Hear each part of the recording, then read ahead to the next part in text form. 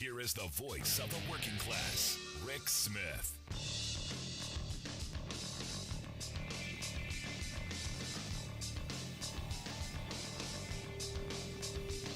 And welcome, brothers, sisters, working class heroes. This is the Rick Smith Show. Thanks so much for being here today on the big program. Lots to get to, lots to talk about. What an interesting day we had today. The news stories coming out, well, kind of what we already knew, right? I mean, it seems like that's the general MO. Things happen. You go, hey, we already knew this. So why are we surprised by it? For instance, Chris Christie was on ABC News. Chris Christie comes out and says, hey, let's face it. Let's call it what it is. January 6th was a riot that was inflicted by Donald Trump in an effort to intimidate Mike Pence and the Congress into doing exactly what he said in his own words last week: overturn the election. That's what he wanted to do. That's what it was. He goes on to say he's trying to do a cleanup on aisle one here, but it's not going to change. He actually told the truth by accident. He wanted the election to be overturned. And look, he was quite frank about it. And is this Chris Christie? Is this the Republican Party? Is this, well, them coming up and saying, hey, we're finally going to go after and hold somebody accountable just a little bit? Is this where this is taking us? We'll find out. Later, he was on Hugh Hewitt's show. He came out and said, January 6th riot was a riot that was incited by Donald Trump in an effort to intimidate Mike Pence and the Congress into doing exactly what he said in his own words last week: overturn an election. He says he wanted the election to be overturned. Donald Trump did respond to what the vice president said, and I think this is what Chris Christie said, and I think it's kind of akin to the kid standing in the corner holding his breath. It's immature and it's beneath the office that he held. Yeah, that's basically what we've been saying all along. This is it. This is right there. Are we seeing, and this becomes the question then, are we seeing the Republican Party kind of now finding, something that they're going to try and push back out on Trump? Because here's the thing. I agree with Adam Kinzinger, who was on Morning Joe, and he said, conservatism is no longer about what you actually believe. It's about how intensely you're loyal to Donald Trump. And understand, in 2020, for the 2020 election, the Republican Party had no platform. They had nothing. When you go, Republicans, what do you believe? Well, whatever he believes. That's basically what they said. They came out and said, Donald's our guy. We're sticking with the Donald, whatever he says. We're not going to put out a platform like every other presidential year, because I guess they figured, why bother doing the work? They're not going to do anything about it anyway. So this is one of those kind of interesting moments where you go, is the Republican Party imploding? Are they beginning to eat themselves? Is this what we're going to see? And I'll tell you, I hope so. I'm hoping this is it.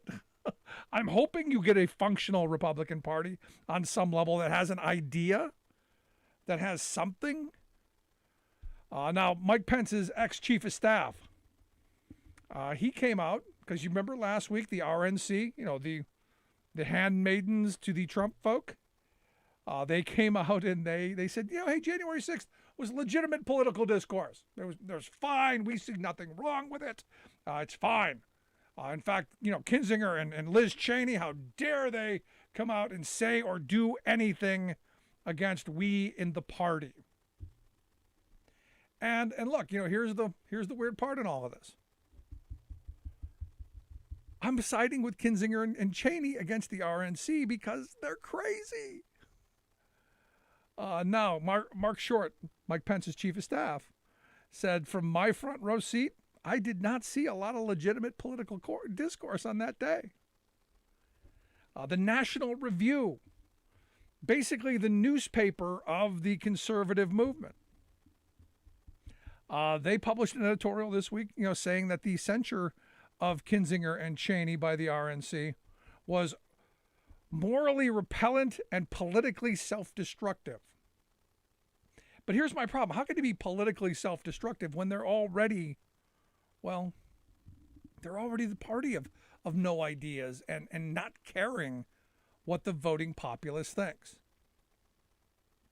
Also today we find out, evidently the former president decided, I want to take some stuff home with me.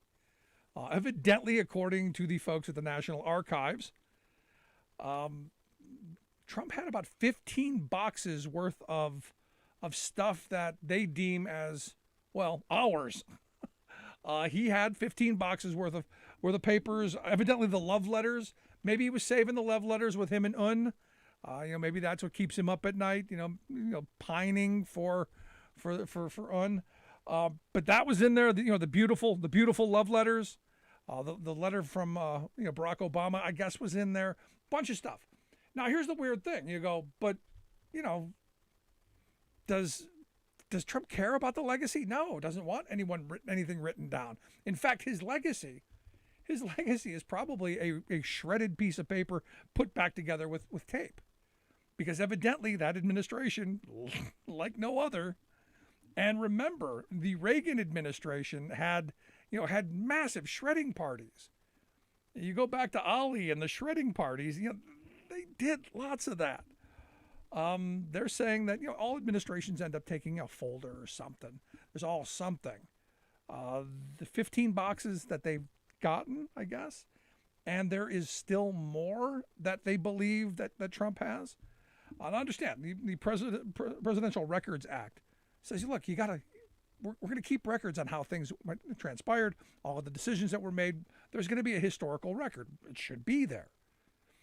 And more importantly, for precedent, you go back and you go, hey, if you're a president now, you go back and look at what did a couple before do? What did the next couple do to give you the, kind of some insight of what happened last year, 10 years, 20 years ago. Not in the Trump world. Now, understand, I've always said, the Trump crime family, much like a mafia don, doesn't write anything down. They don't record anything. They don't want anything saved. So I gotta wonder, because now we're finding out, there was some stuff missing, and it's probably a lot more than even they can imagine at this point. And again, that doesn't take a genius to figure that out. Don't need to be a rocket scientist. Just need to understand how they operate. And this is it. This is how they are operating, because they're the Trump crime family. Would it surprise me if a quarter of the documents that we're supposed to have were shredded or done away with in some way? No. Would I be surprised if there were 15 more boxes? No. This is who they were. And understand, if they come back, it will be worse, because you will have given them the mandate to say, all the stuff you did the last time, no big deal. No big deal. So for me, I'm watching and I'm looking at, how are the Republicans going to deal with this? Now that it appears that there's a, it appears to me now that there's some weird, some stuff going on where you end up in a place where they've basically broken all the rules. There's not much more they can do. And if you bring them back, it will get much worse. And it's one of those things where you go, why would we do this again? And as they're imploding, hopefully they continue to eat at each other. And like we talked about last week, hopefully that they now are in a position where they're going after each other, and they're going to tear, and they're going to eat their own. And maybe this is how the Democrats don't get slaughtered in the midterm election. Maybe this is how that happens. Now, understand, there's a lot that has to happen for Democrats not to take too much of a beating, and I would argue, a big part of it is the virus. Get the virus under control, get all of that moving in a direction that's going to be better. Maybe We're seeing some stories coming out of New Jersey. They're ending the mask mandate. It's gonna happen very soon. California, they're talking about lifting the mandate for masks for vaccinated residents. They're talking, and that's indoors and they're outdoors. I've always thought it was stupid outdoors, but Connecticut talking about the same thing. The end of the month. Delaware, same thing. So there's some thought that we're getting through this. And, it'll be interesting to watch the pivot to get back to some bit of normal, because we're going to have to. Inflation's going to have to start coming down. Some things are going to have to start moving in a much better direction for what I fear could be coming. The other part of it is we got to get the supply chain stuff back to normal. We can't really have a global war. That would be bad. Probably shouldn't do that. If we get that stuff to come around, Biden's approval rating should go back up because, hey, the economy is still in good place. We're moving in a right direction. We're going to have some good investment coming online. That means more jobs, more opportunities. That means things economically are looking like they could be heading in a better direction. And that's not a bad thing. It is something that we desperately need, and something that I'm hoping we can figure out how to bring back around and ensure that we get stuff done. The other part of this comes into the world of the stock market still has to do well. It has to stay in place. Like I said, inflation's going to have to start, at least tapping down a little bit. And look, the Republicans are going to be helpful in this as well. If they start nominating crazy people, as they have been doing, crazy people who are basically unelectable, that would be helpful. And we're looking around the country, and that's happening. That's happening in places where you go, well, how'd you get so much crazy? Well, we just did. So that'll be fun. Also, the other part of this is you need Trump out there. You need Trump and the Republicans out there continually, doing what they're doing right now.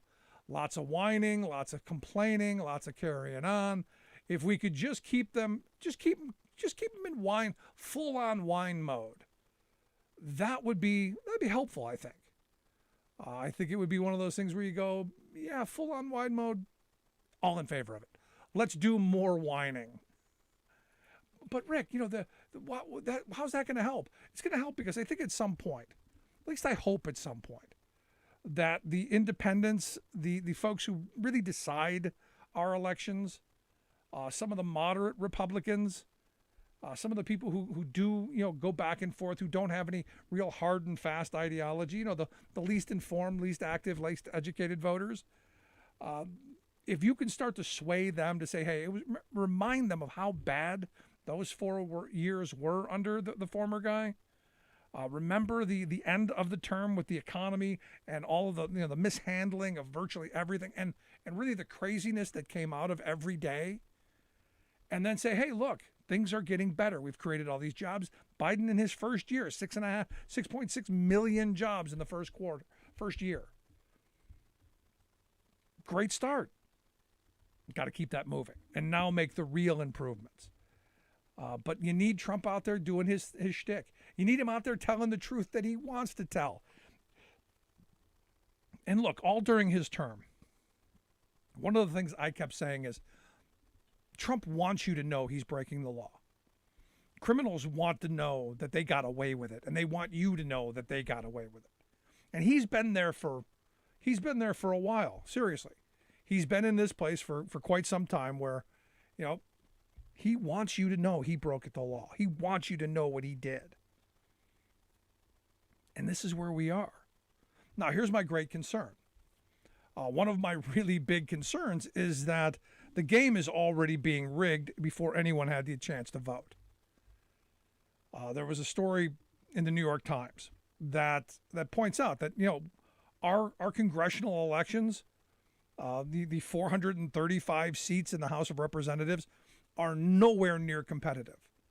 And I've said for years I would be okay with gerrymandering, if that gerrymandering was to make sure that we had even districts, that we were actually competing on ideas and competing on who's going to do their job and who's going to, help.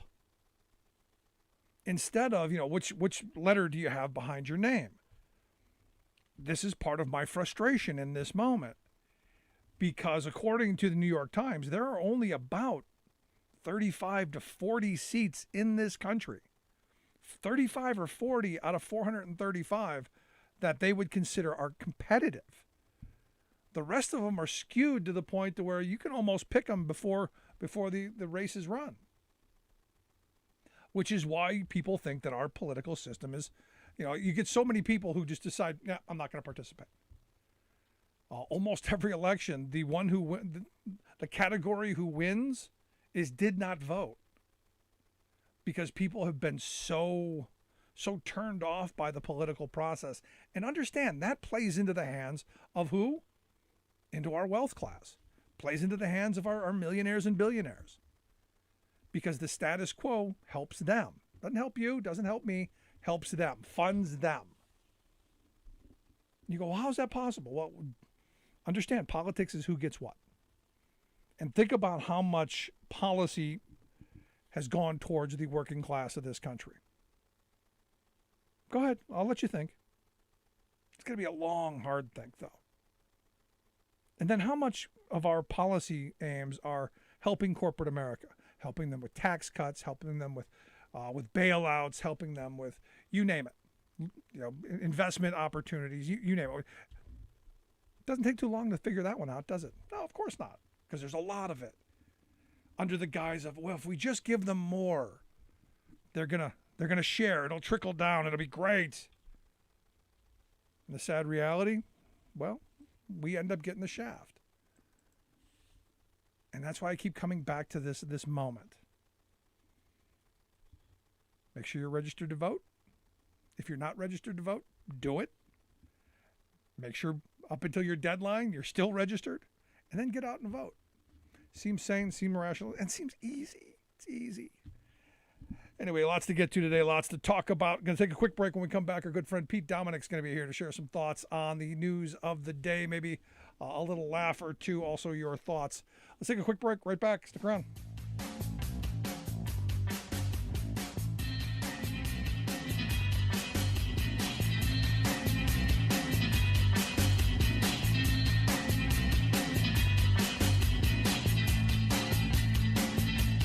I'm Rick Smith, and this is Labor History in 2.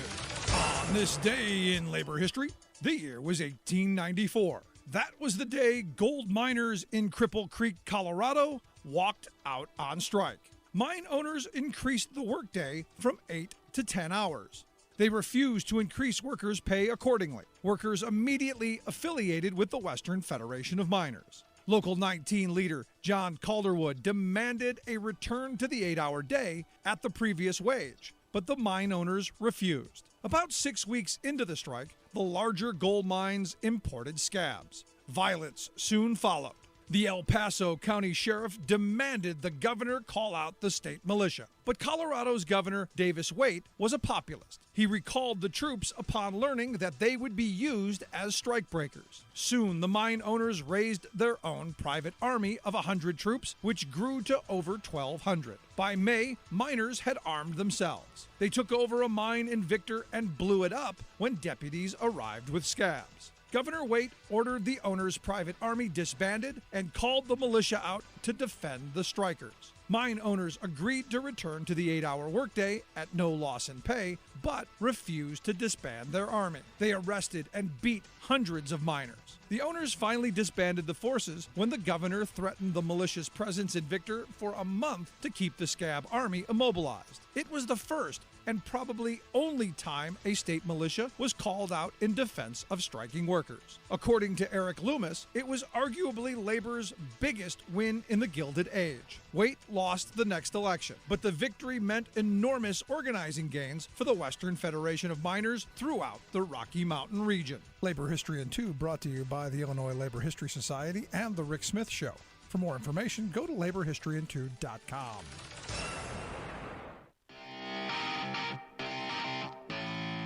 Welcome back to the Rick Smith Show. Now, here is Rick Smith.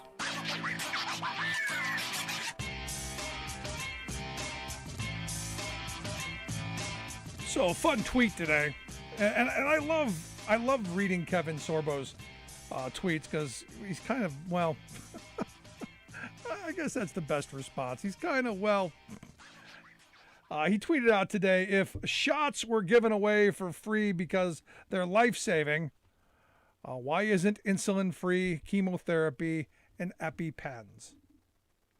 And my only thought was, did someone hit him in the head? I mean, is this one of those things where you go,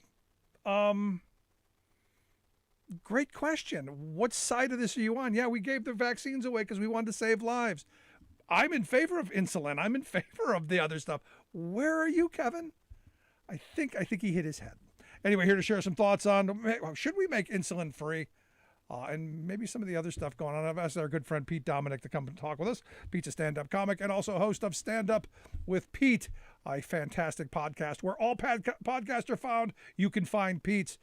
Pete Dominick, thanks for taking time for us. Rick, I had also asked you to plug that one thing and you skipped it, but I'll just say it. I've also just reached my target weight. I'd asked you to mention that, but somehow you avoided it. I'm feeling good. Yeah, that makes one of us. How are you, man? Great to see you. Thank you for having me. Anytime. I am fabulous. I'm quite curious. Your thoughts of this Sorbo quote? Well, does he know what he just said?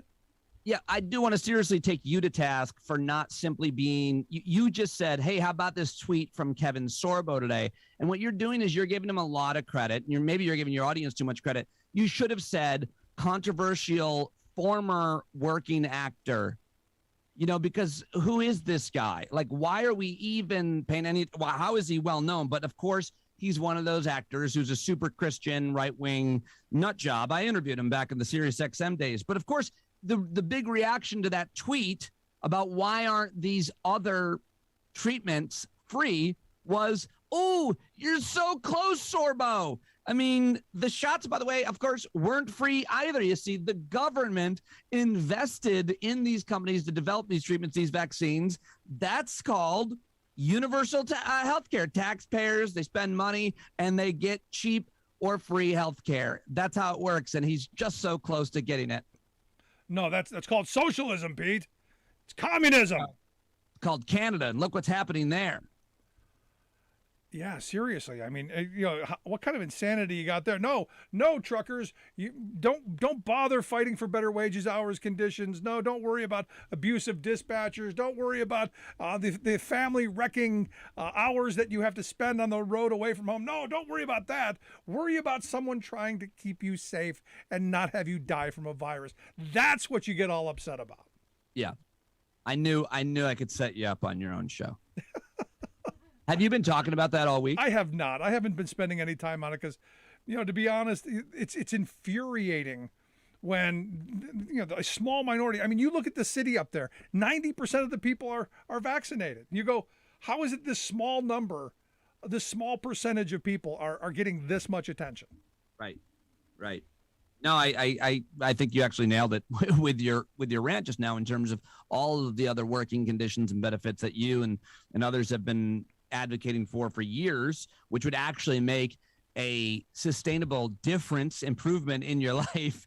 And they're arguing against a thing that would also, that's always been the hardest thing about this controversy, this conspiracy around vaccines, which are, of course, the greatest modern medical miracle since clean drinking water, because I've always just thought about previous generations, certainly of Americans who had to struggle, who had to overcome different things. And if you think of the World War II generation that some people refer to as the greatest generation, like everybody had to either go to war, build the weapons, or have their wages garnished. And in this case, we're only asking Americans to sit in their lazy boy and let someone come over and give them a jab. That's it. It's all, we'll come to you. Yeah. Let us in. We'll bring it over. And they're afraid. They're terrified. And it's because, and look, truck drivers are the first line of propaganda. They sit and they listen to the radio all day long. So they're morning to night. It's the reason I started doing this almost 17 years ago. because all my truck driver buddies were spewing the Limbaugh, the Hannity, all of the right-wing blather about, oh, we'd make more money if there was no union here. All of the right-wing talking points, they were just regurgitating ad nauseum without even actually thinking about it, because they had learned through osmosis. And like most people, they want to think they know something. So out it came, and you go, did you actually think about that before you said it?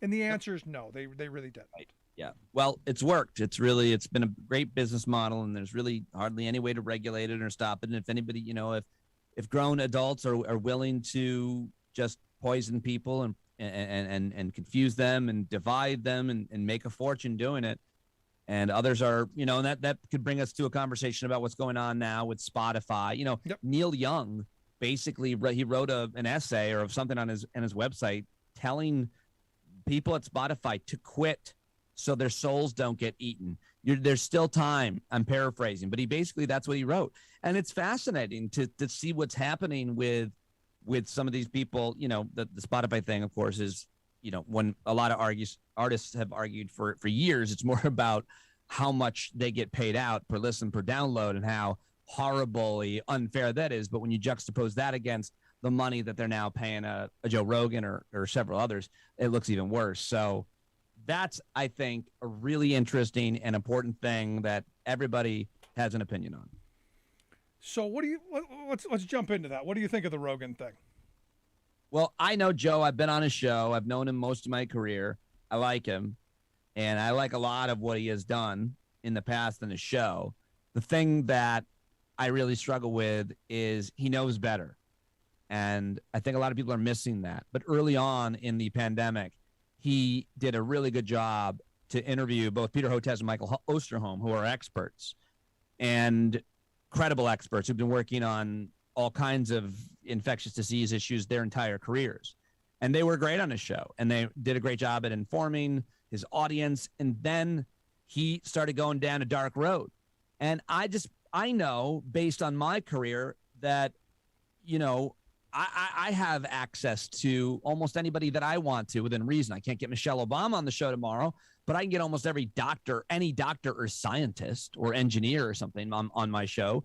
And Joe can get the president on his show. So he has no excuse for interviewing these cranks and grifters and conspiracy theories. He already knows who the credible people are, and he knows what they believe, and he himself believes those things. So before we get to the racism or the misogyny and the other issues with Joe and the larger issues with Spotify and streaming in general in terms of payouts, I think I just am really disappointed. I also, when I was on his show, told him to interview Dr. Aaron Carroll, who's one of the most respected researchers and physicians in the country. And, he never did.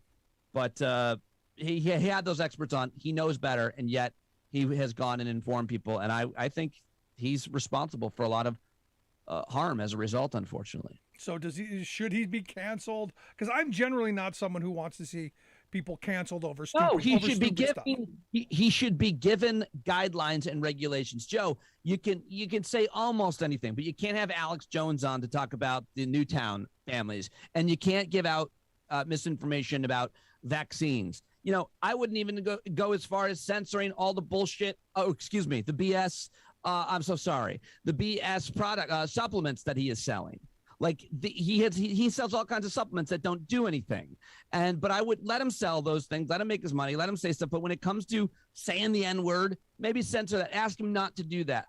Once you get a platform that big, you should have an editor, a producer, a fact checker, and otherwise don't be on that platform. Don't platform that is what I think. Yeah, see, I struggle with any censorship in the sense that I want more speech, not less. Or we should, we should be turning him out, as opposed to giving him all of this publicity and all of this, this position where now the crazy people are going to be flocking to him that probably never would have listened to him before. But hold on, $100 million is what they're paying him. You're telling me you couldn't hire 4 or 5 fact checkers for $50,000 a piece that would, once he airs his podcast, they can go to him and say, dude, you just said this and you had this person on and we've got tons of information. He is convincible. He's open to that. He could then go back and correct it the next time. He would be better. He would be smarter. I'm not for censorship either. I'm a comedian. But at the same time, you can't be giving out that type of information that he's giving out, whether it be about climate change or or vaccines. I mean, this stuff is really dangerous. And of course, Spotify has guidelines, they say, against it, and yet they allow for it. And I think that you can spend a little bit of money on a fact checker, researcher, someone, and if he doesn't want to do it, then he doesn't have to. And Spotify, doesn't have to break their own rules and make exceptions for him. I don't think it's beyond the pale to tell people that they can't go out there and start telling people not to get vaccinated or all the crazy stuff that he has been misinforming people. I don't have a problem with that. So you're saying he doesn't have these things? I mean, I can't imagine a show that with that big. I'm positive he doesn't have those things. How do you not? Because he would never he doesn't really want that. He wants to just go on and he fact checks in real time. His producer Googles a thing and, is like, well, this study says this, and you can't do that. That's wildly irresponsible for anybody to do that.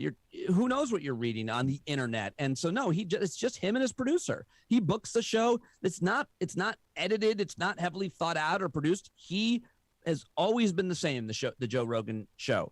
He just invites a person on and they talk. That's it. He has a producer that edits it and posts it, but that's it. Interesting. You're listening to the Rick Smith Show here with Pete Dominick, stand-up comedian, host of the podcast Stand Up with Pete. Also, Pete hit his weight, so very happy about that. Congratulations, Pete. Thank you. Standupwithpete.com, right? That's the website? Standupwithpete.com, yep. We will make sure we get links out on social media on how to do that.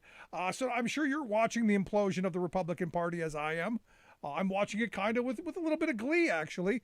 The RNC, said that January 6th was, what was the word they used? Legitimate political discourse. Right. You've now got Mike Pence, you got Chris Christie, you got a number of other people now coming out saying, yeah, he did exactly what everyone knows he did. Do you see any hope here for either side, or do you see them, as I'm hoping, that they eat each other and the whole thing implodes?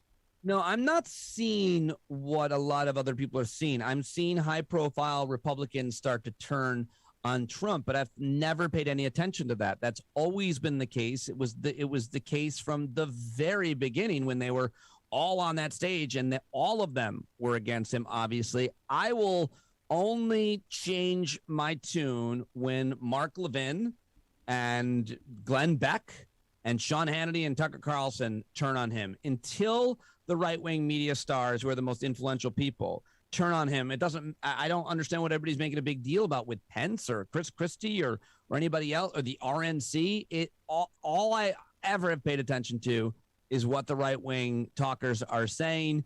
They have the control, they have the information, and Trump kind of follows them a lot. Yeah, I mean, that's the hysterical part in all of this. Now, I do find it interesting that Trump's making tons of money, and for me, I start looking at the money he's bringing in. Have you taken a look at his new coffee book? Book? $75 a piece or something, and it's made $20 million.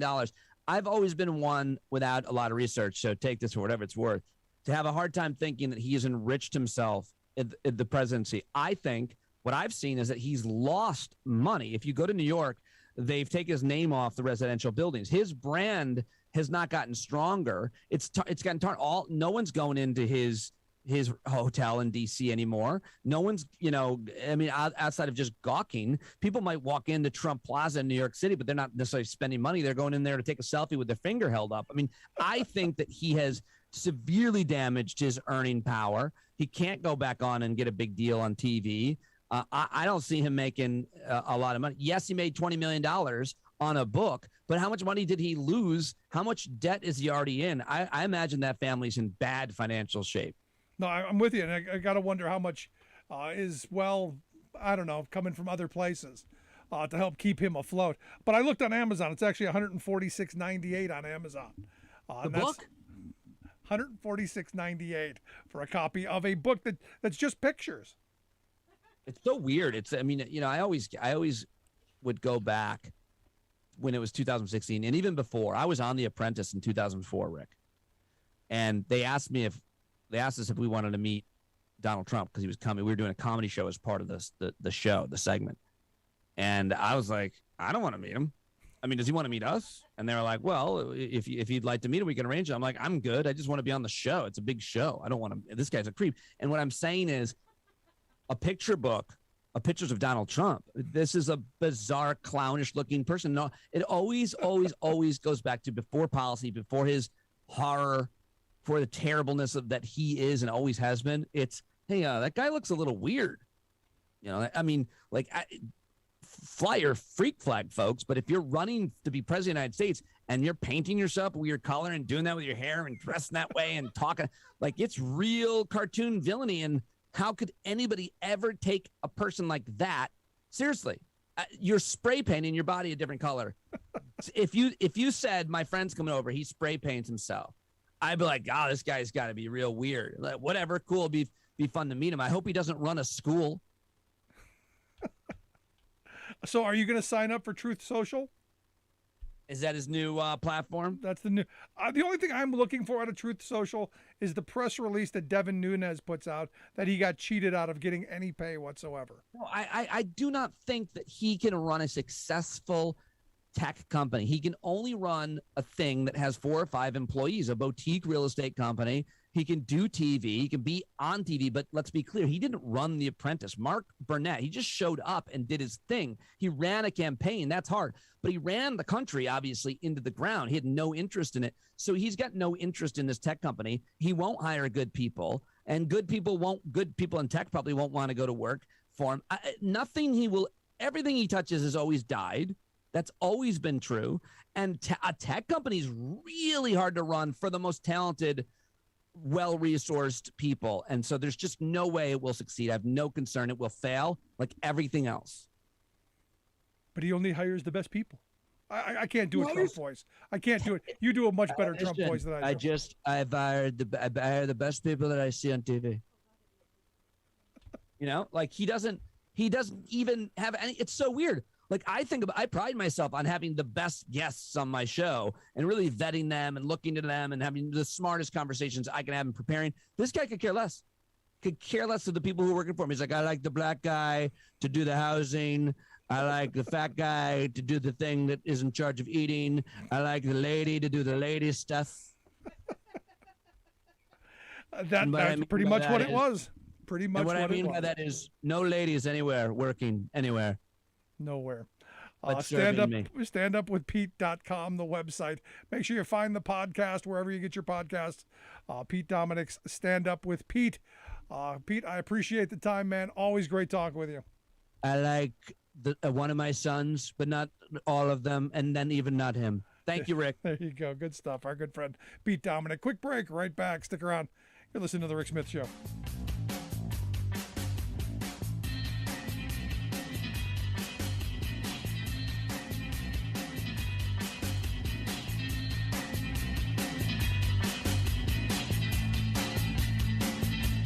I'm Rick Smith, and this is Labor History in 2. On this day in labor history, the year was 2008. That evening at 7:15 p.m., an explosion rocked the city of Wentworth just outside Savannah, Georgia. An explosion had gone off at Imperial Sugar. Highly combustible sugar dust had ignited. 8 people died at the scene, while later, 6 more workers succumbed to their injuries at a regional burn center. The explosion left dozens more injured. The sugar refinery and packaging plant had operated since 1970. It was one of the largest refineries in the United States. The company had been warned for decades about the dangers of sugar dust. Yet the dust collection system was undersized and in disrepair. The building materials at the plant were outdated and added fuel to the fire. Worse, as many as 40 workers were not trained on how to evacuate in an emergency. Once the fire started, it burned quickly. The inferno reached temperatures of 4,000 degrees Fahrenheit. The Chemical Safety Board investigated the accident. Their conclusion was that it was entirely preventable and the deaths and injuries should not have happened. OSHA introduced a bill to regulate the dangers of combustible dust. But the Combustible Dust Explosion and Fire Prevention Act of 2008 did not make it through Congress. The company settled a series of civil lawsuits and paid a $6 million fine for the safety violations at Wentworth and another one of its plants. But they admitted no wrongdoing in the disaster. By November 2009, Imperial had rebuilt at the site. The disaster at Imperial was not an isolated incident. In the 3 decades leading up to that accident, 300 dust explosions killed more than 120 workers at sugar plants, food processing plants, and grain silos across the nation.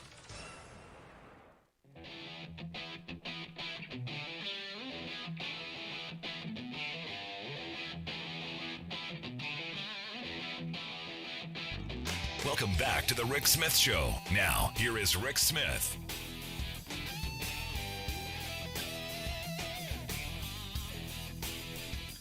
So we've been talking about for the last couple of days all of the fun and entertainment going on in legislatures across the country as they are attempting to gag teachers.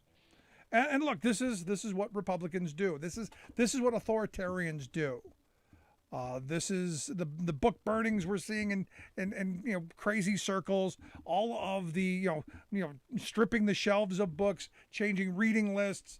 Because it said something. I'm waiting for the book with no words in it to be banned. Because you never know what someone might write. It's crazy. Oklahoma, though, has an interesting little bit that they're working on. There is a state senator there who thought it'd be a good idea to say, you know what, let's allow parents to go and sue teachers directly, not the schools, not the union, not the teacher directly. For, well, something that would be in opposition of someone's closely held religious belief. And here we go with this religious belief nonsense. Because I can come up with 1,000 things that I can sue you now over because I have a sincerely held belief. This is horrible. But not surprising. That's why I've asked Larry Cagle to come talk with us. Larry is the founder of Oklahoma Teachers United. They're a group back in, you may remember 2018 when all of the Red for Ed stuff was going on across Arizona and Kentucky and Oklahoma. Larry was at the front of that. Larry Cagle, thanks for taking time for us. Hey, I really appreciate you bringing me on. So I'm looking at this piece of legislation, and correct me if I'm wrong here, but this could basically open up lawsuits on 1,000 different fronts. A health teacher talking about contraception, a biology teacher talking about evolution. I mean, there is almost no bounds to what could end up happening to a teacher if they say the wrong word, if this legislation were to pass. Or am I reading this wrong? No, you've got it right, and teachers have every reason to be worried. When you tell a teacher that their rules now say, this is how things are going to be, when that happens, the teacher is going to adjust. I mean, this is a lifetime career. It's not like I work at Wendy's and then I'll go work at McDonald's. If you sue me and I lose, I will be unhirable. And so it's going to cause teachers to change, and it's going to change things in a negative way. Look, teachers are not allowed to offend anyone. That's already understood. That's written into the code of conduct. So you're not going to find teachers, going out of their way to belittle somebody, a student, for religious beliefs. That just doesn't happen. Yeah, but what's the difference between offending and challenging? So the problem with the language here is that what we are actually setting up, and I think you hinted to that in this, is that we're setting up a scenario where anybody can do it.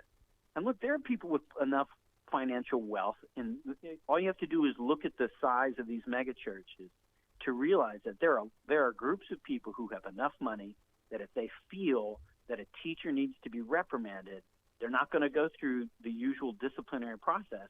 They're going to sue that person individually, and the state law will give them the ability to do that.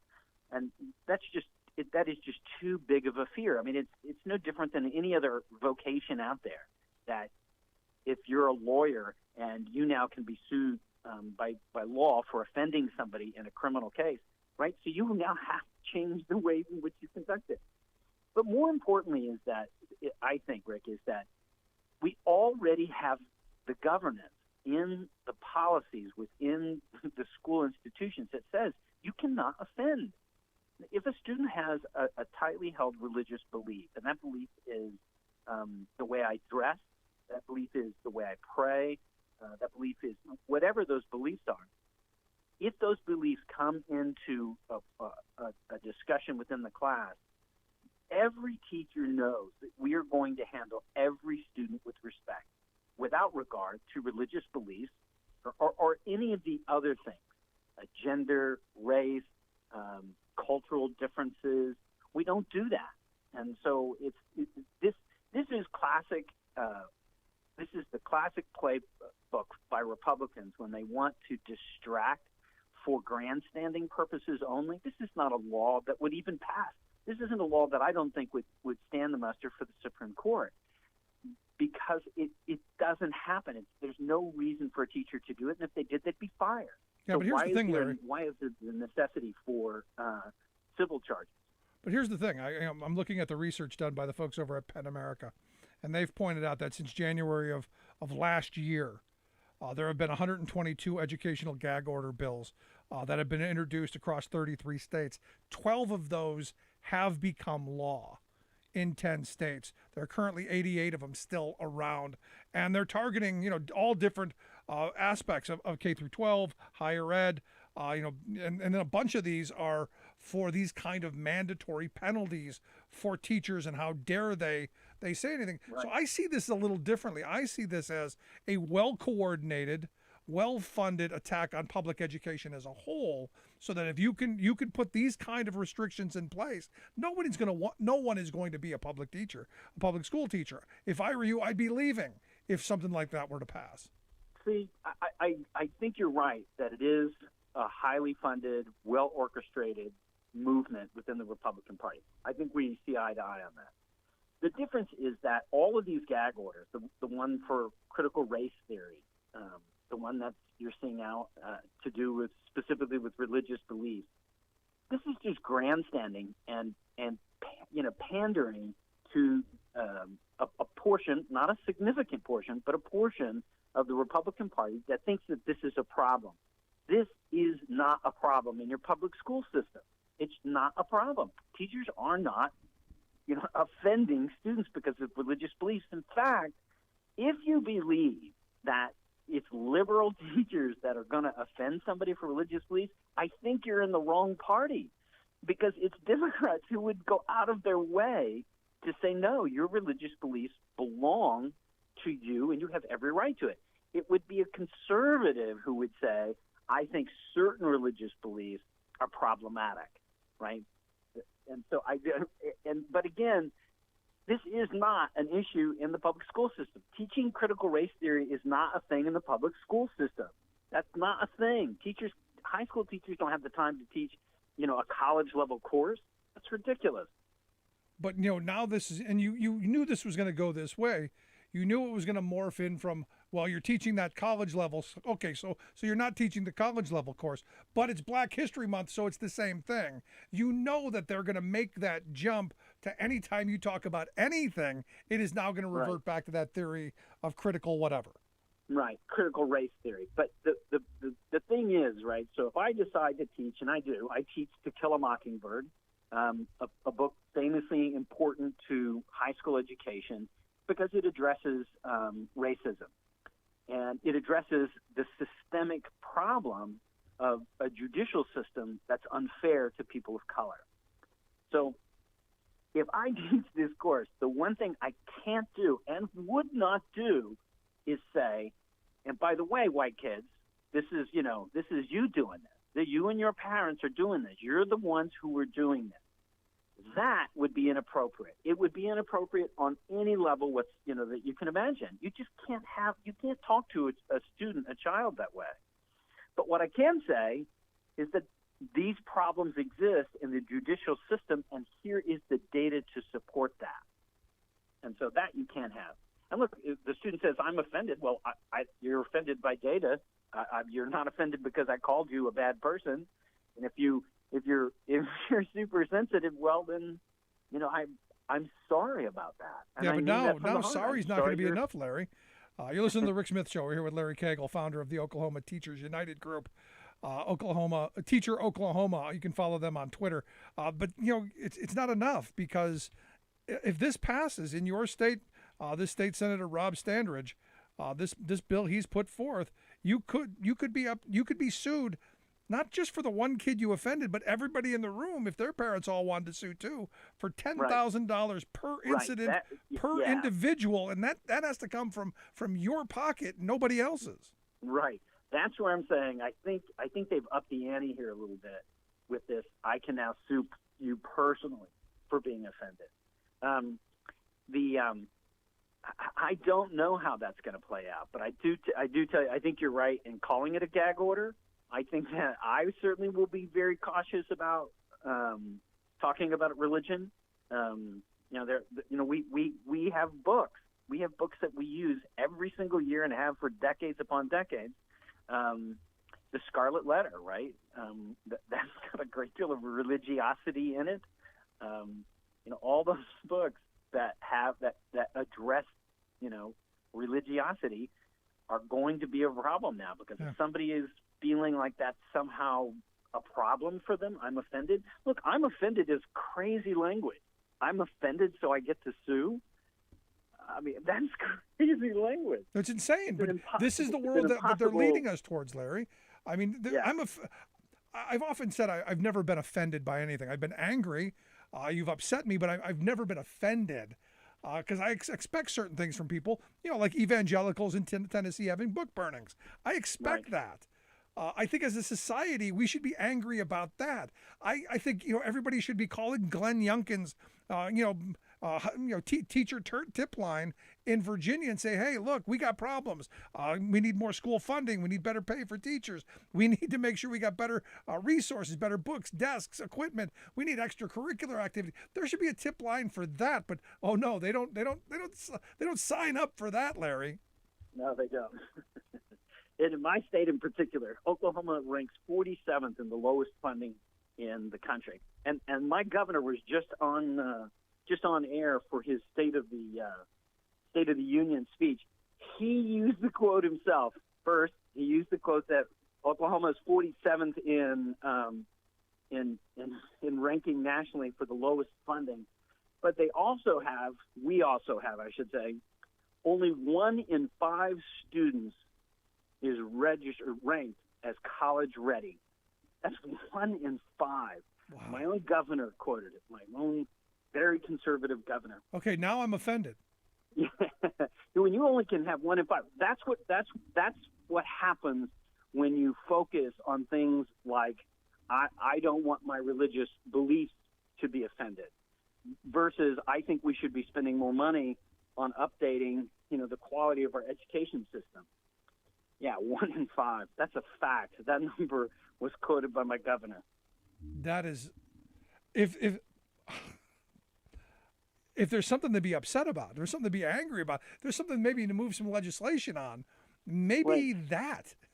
Right. Is there a tip line in your state for this? Say that again. Is there a tip line we can call in your state to complain? No. Some other interesting data points on this is that Oklahoma is significantly lower funded than even regionally. So I could appreciate maybe from people from the Northeast, or maybe people out in California would think, wow, gosh, it probably doesn't take much to live in Oklahoma, so the funding there wouldn't be bad. But not even our regional states are as bad off as we are. Texas, Missouri, Arkansas, Kansas. Kansas is spending 12% more. That's a double digit. Kansas is spending 12% more per child than Oklahoma is. And I got to ask, what's in Kansas that's so much better than Oklahoma? I get Oklahoma's not a great state in comparison to some of the other places in our great country, but Kansas can afford to spend 12% more? Well, Kansas doesn't have a 1 in 5 problem. No, Kansas has got a 3 in 5 that are college ready. Wow.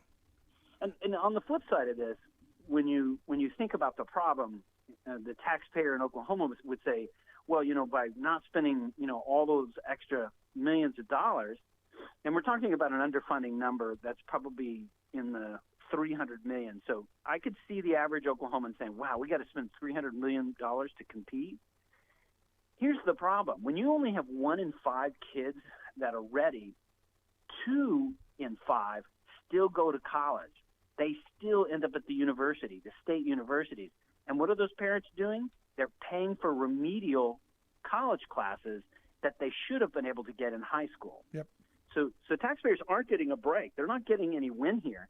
They're actually just passing the buck on down the road, and they're having to pay on the backside. So you've got kids in Oklahoma who go to a 4-year university, and they're there for 5.5 years because they had to be remediated. It's crazy. It's crazy what's happened. But I remember back in 2018, and we had a bunch of teachers on from Oklahoma back then, as you guys were going through the organizing you were going through.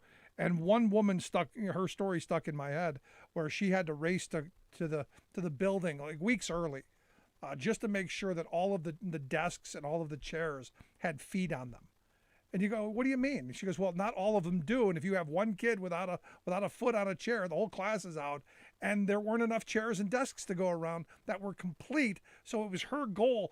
That was her goal at the beginning of the year. Make sure that all of the equipment is there. And I'm going, what about the rest of the stuff? First things first.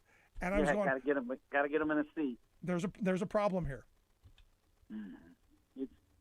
It's we have 3,000 emergency certified teachers.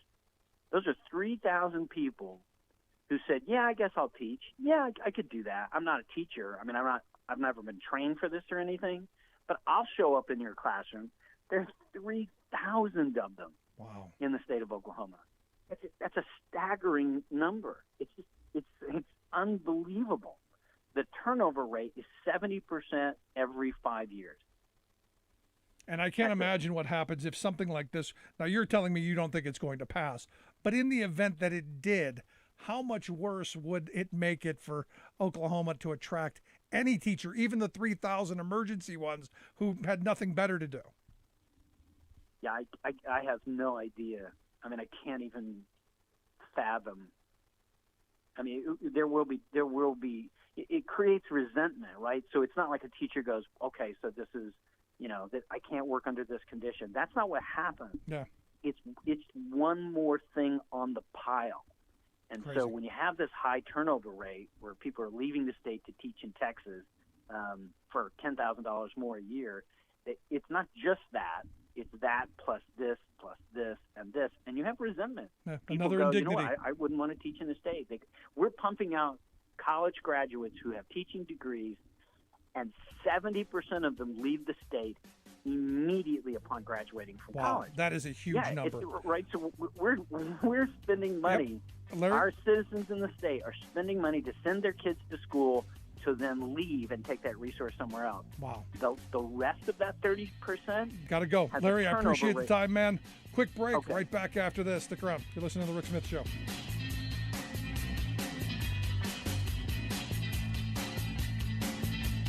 I'm Rick Smith, and this is Labor History in 2. On this day in labor history, the year was 1913. Law enforcement officers and mining company guards rode on an armored train, firing indiscriminately into a tent colony of striking miners and their families at Holly Grove, West Virginia. For nearly a year, what became known as the Paint Creek, Cabin Creek Mine Wars had raged in the rich coal range of West Virginia. The miners wanted union recognition and the representation of the United Mine Workers of America. The mine owners refused. The mine bosses evicted more than 35,000 miners and their families from company housing in towns, leaving the evicted miners homeless and living in tent communities. As tensions grew, shootouts between the owners' private security forces and the striking miners were frequent, resulting in 20 deaths. More than 200 miners and unionists were arrested and jailed. One of those unionists arrested was 86-year-old labor leader Mother Jones. On this day, the miners had raided a company store. In retaliation, the county sheriff, his deputies, and mine guards boarded a train, specially reinforced with armor and mounted with a machine gun. The train was commissioned by the state's so-called Progressive Party, the Bull Moose Party of Teddy Roosevelt.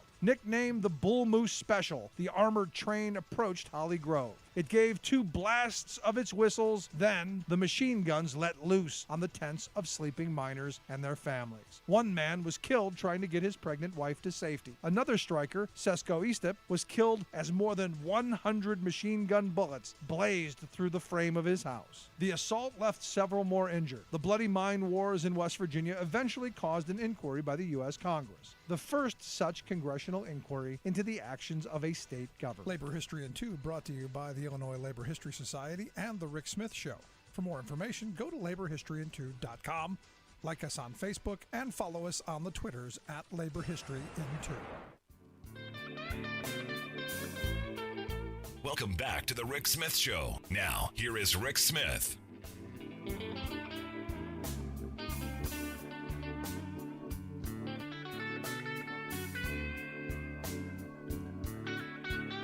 1-866-416-RICK, 1-866-416-7425. You've got a question, comment, something on your mind. I'd love to hear it, especially on the education front. You look at this, and as I've been saying for a long time, the right wants nothing more than to control education, to destroy education, to do everything that they claim, that the evil left is doing. Because they claim that, the left is indoctrinating our children to be, hippie liberals and socialists, and they're training them to be commies. When that's not even remotely close to reality, but it's their reality. It's their alternative reality. And what they want, and they've been very open about this. You see it on the front of their churches. We're raising Christian warriors. That's the reason you send them to these private schools. They have it in their mind that they want to be able to go and ensure that their worldview is what's imprinted on every child's mind. And that's what leads us to this divided world where we have alternative realities. And why you see all of these pieces of legislation all across the country where what they're trying to do is they're trying to silence teachers from getting people to think. I don't think I've ever had a teacher who told me what to think. I think they've helped me think of different things, challenged me to think of different perspectives. But I don't think I've ever had anyone say, you have to believe this. No, that's never happened. And in college, I had people who challenged me. I can't imagine being a teacher today. I can't imagine being a student today, where everyone's worried about, oh my gosh, I'm going to say the wrong word, and then we're going to be canceled. I'm going to have the wrong idea, ask the wrong question, make people think about something uncomfortable. Oh, heaven forbid. And look, Oklahoma's not the only one. Utah went as far as to saying, hey, we're going to let you sue teachers for anything they want, whatever you want. If it's something that, how did they phrase it? If it's something that a parent believes is an infringement on their parental rights, then you can sue for whatever you want.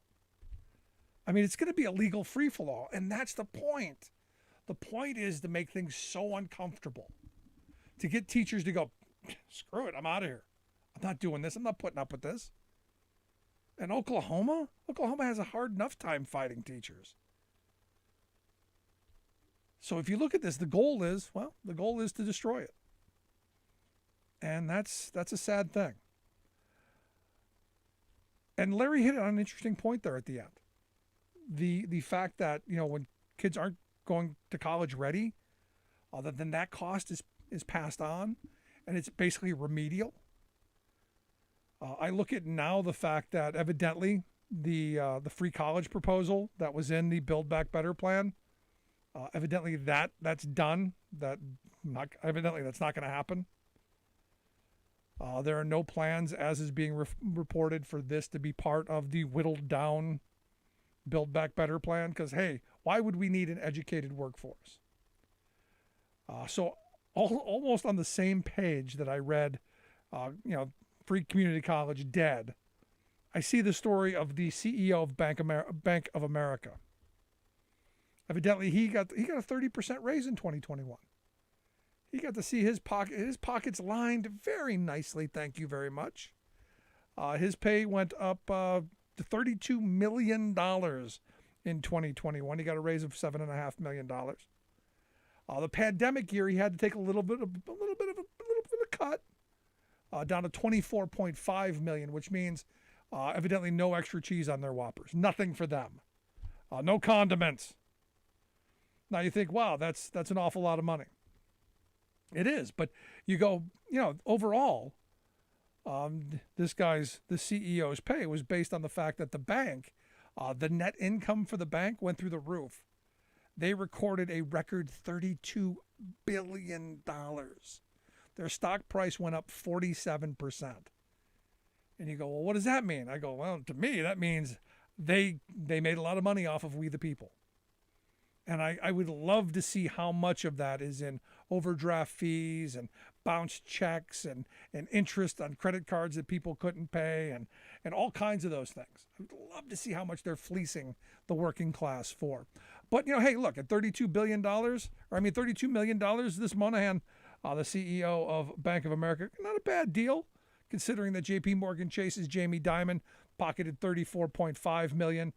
And the CEO of Morgan Stanley and Goldman Sachs each got $35 million. Kind of a little discount for Bank of America. Maybe next year, if we do a little bit of lobbying for him, maybe he'll get the 34 and 35 million too. But you wonder, how is it we can't afford, free community college? Because I've said for the longest time, what we have to do is, they did 100 years ago, an 8th grade education wasn't quite enough. Needed to get through high school. So they added those extra couple of years. It's mandatory to go through high school. I say now it's mandatory to go an extra 2 more years. And you can do that as community college. You can do that as vocational training. You can do that as apprenticeship programs. You can do that in any way possible, but given the opportunity. Now, I'm not going to say it's absolutely mandatory. Because after all, 18, you're an adult, you do whatever you want, but it should be part of the public education system to ensure that you have the opportunity to make those next steps, considering the fact that wages just haven't kept up with the cost of living and the inflation. Seems to me, perhaps we should be doing something a little bit different, just kind of thoughtful. But, you look at this, and we've given so much to corporate America. We've given so much to the wealth class of this country, and we're saying, sorry, kids. We're going to be more worried about some mean teacher going to say something that mom might not agree with, that Mom Karen might not agree with. It's nuts. It's absolutely just, it's one of those things that's infuriating on such a high level that. And yet almost every state has got one of these gag order bills. How many of them have bills put forth that's going to make education better? How much is going to go into, I don't know, making sure that there are feet on all of the chairs and the desks. Think about this for a second. This is what the woman told me, and I'll never forget it. She said that, the reality if she doesn't get there early, if she isn't one of the first ones there, she's going to get all desks with missing 1 or 2 or 3 or all the feet. And she goes, you can't have that because, then you've got all these other problems. And I'm going, well, when does the educating begin? Well, first you got to deal with all the problems of not having the things that you need. And I'm like, how is that possible? It's education in America. We're starving the beast. And this to me, with all due respect, this is part of that. This is part of the grand plan. And Republicans should be, seriously, they should be absolutely ashamed of themselves. But this is what they've been telling us. Again, this is who they are. They've told us. We just haven't listened. I don't know what it's going to take. Interesting tweet today. Again, I love the RNC because they never seem to disappoint. Evidently, the RNC tweeted out today that they currently have a record number of black Republicans that are running for office, and to them, winning at all levels. They have over 40, they said. It's actually 40, but they've gone over Over 40 are running in GOP primaries on the local and the federal level. And you go, wow, how many is 40? Well, you think, Congress, it's 435 districts. So 40 out of 435, that wouldn't be bad. That'd be a pretty good start, right? No, it's not. It's not just Congress. It's all more than 7,500 offices across the country. So if you're looking at this, you're going, well, wait a second. That's like 1 in 200. That's like 0.5%. That's what you're crowing on about? That this is what you've accomplished? And to be honest, they're the far out extreme of the extreme, who are, well, interesting candidates. And look, I want to hear their voices. I want to hear what they've got to say. But when the RNC is putting them out in front as, look what we've done, pat us on the back, I kind of worry. I do. I kind of worry. Especially while this being Black History Month, and especially while the Republican Party is all on full balls to the walls attack on that theory about race that's critical, which is why we here at the Rick Smith Show have put out our Black History Month podcast. Just go to the ricksmithshow.com. You can download the podcast there. All month long, we'll be putting out podcasts on our interviews from our 2015 Civil Rights Tour, where we went across the southern U.S. and talked with people who lived the history, shared their life stories, and I'll tell you, some of them heartbreaking stories. So wherever you get your podcast, just look up The Rick Smith Show or go to thericksmithshow.com to do that, and you can download the podcast right there. So our Supreme Court, the 9 in the black dresses, in the robes, today, interesting decision that they came down a 5-4. So anytime it catches a 5-4, it piques my interest. Because you go, well, how is that possible that it's not 6-3? Well, John Roberts today sided with the other three liberal justices, to allow the Alabama maps, the electoral maps for Congress, to stand as they were, and basically. What the lower court had said was that there was enough black population to make districts that could have had 2 black representatives. And well, what they decided is, well, we don't have to do that. We're not going to bother doing it. We're going to allow it to be jerry-rigged in a way that is going to benefit not just Republicans, but white Republicans, not the 40 black Republicans that the RNC is putting out as their poster children. And I thought it was interesting that Roberts went the other way. This is kind of I'm not surprised by it, but it basically said the lower court, saying that they had to write this map, had to draw this map in a way where you had to have a better racial mix. The Supreme Court said no. So what I'm expecting, and what we've been expecting for a while, is what happened in Tennessee. Because interestingly enough, today, the governor of Tennessee, Bill Lee, he signed their maps into place that basically split Nashville into multiple congressional seats, which, diluted the power of African-American voters. And I'm assuming that's going to be fine too, under this court, because that's part of what they're going to do. Now, Ohio, on the other hand, a Republican state, their Supreme Court struck down the legislative maps that were just put out because it didn't go far enough in ensuring that there was a balance. Now, where I've always been is I'm not against gerrymandering, as long as that gerrymandering is done in a way, as I said earlier, to ensure competition, to ensure that we're fighting over ideas, not over counting heads and making cute maps to make sure that we get enough voters in here to keep one party in power, as we've been doing. We're in this bizarre moment where the Supreme Court is going to rule on the side of gerrymandering, and I don't know what more we can do other than, as I've been saying all along, the category that wins a lot of elections is the didn't bother to vote category. We're in that moment right now where got to be talking to friends and neighbors, got to be encouraging people to come out and actually vote and actually participate. And I know I've got so many friends who are just, the whole process is broken. They're all crooks. They're all bad. They're all the same. They're all just as bad. The both sidesism that I'm really sick of. And the reality is they are not the same. This election for me is simple. The Democratic message in this is really simple. Do you believe in democracy or do you not? Do you believe in the rule of law or do you not? Do you believe in making the lives of working class people better or do you not? And it's never been clearer than it is right now. We go, but Rick, Joe Manchin, Kirsten Sinema, yeah, there's going to be a crackpot everywhere. And I'm not defending them. I'm not defending the Democratic Party for all the stupid stuff they've done and all of the bad policy that they've been a part of. No. Right now, it's about, do you believe in democracy, the rule of law, or moving forward? If you do, right now, a Democratic vote is where you're going.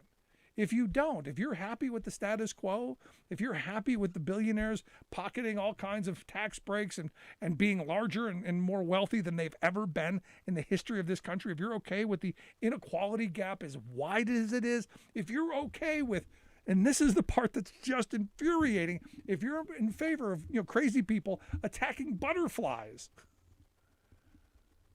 then vote for Republicans. Because when we come back, there's a butterfly center down in Texas. This is the part that just blows my mind.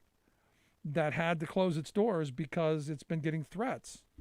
Because it had the audacity to be against the former guy and his big, beautiful wall because it was going to ruin the environment for the butterflies. As I understand, as they're making their trip back to Mexico. And pretty ugly threats from what I'm told. And this is the world that we're in. The status quo people. What happened last week? I think almost every historically black college and university got a bomb threat last week. Let that sink in. Look, think of the depths these people will go. And now, as we talked with Pete Dominick earlier on the program, you've got the Tucker Carlsons and the Mark Levins and the Huey Hewitts and the Sean Hannitys. They're the real power in that party. They're the ones propping up the danger. They're the ones propping up the white supremacy, the hatred. They're the ones pushing this stuff. But,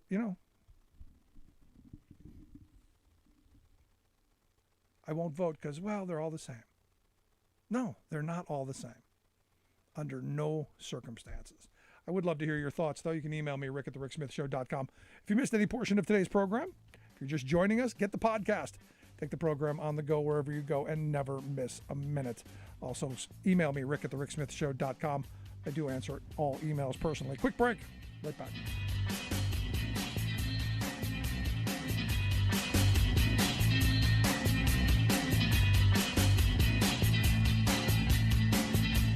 I'm Rick Smith, and this is Labor History in 2. On this day in labor history, the year was 1894. That was the day gold miners in Cripple Creek, Colorado, walked out on strike. Mine owners increased the workday from 8 to 10 hours. They refused to increase workers' pay accordingly. Workers immediately affiliated with the Western Federation of Miners. Local 19 leader John Calderwood demanded a return to the 8-hour day at the previous wage, but the mine owners refused. About 6 weeks into the strike, the larger gold mines imported scabs. Violence soon followed. The El Paso County Sheriff demanded the governor call out the state militia. But Colorado's Governor Davis Wade was a populist. He recalled the troops upon learning that they would be used as strikebreakers. Soon, the mine owners raised their own private army of 100 troops, which grew to over 1,200. By May, miners had armed themselves. They took over a mine in Victor and blew it up when deputies arrived with scabs. Governor Waite ordered the owners' private army disbanded and called the militia out to defend the strikers. Mine owners agreed to return to the 8-hour workday at no loss in pay, but refused to disband their army. They arrested and beat hundreds of miners. The owners finally disbanded the forces when the governor threatened the militia's presence in Victor for a month to keep the scab army immobilized. It was the first and probably only time a state militia was called out in defense of striking workers. According to Eric Loomis, it was arguably labor's biggest win in the Gilded Age. Wright lost the next election, but the victory meant enormous organizing gains for the Western Federation of Miners throughout the Rocky Mountain region. Labor History in 2 brought to you by the Illinois Labor History Society and The Rick Smith Show.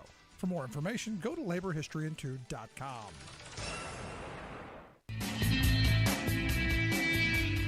Welcome back to the Rick Smith Show. Now, here is Rick Smith.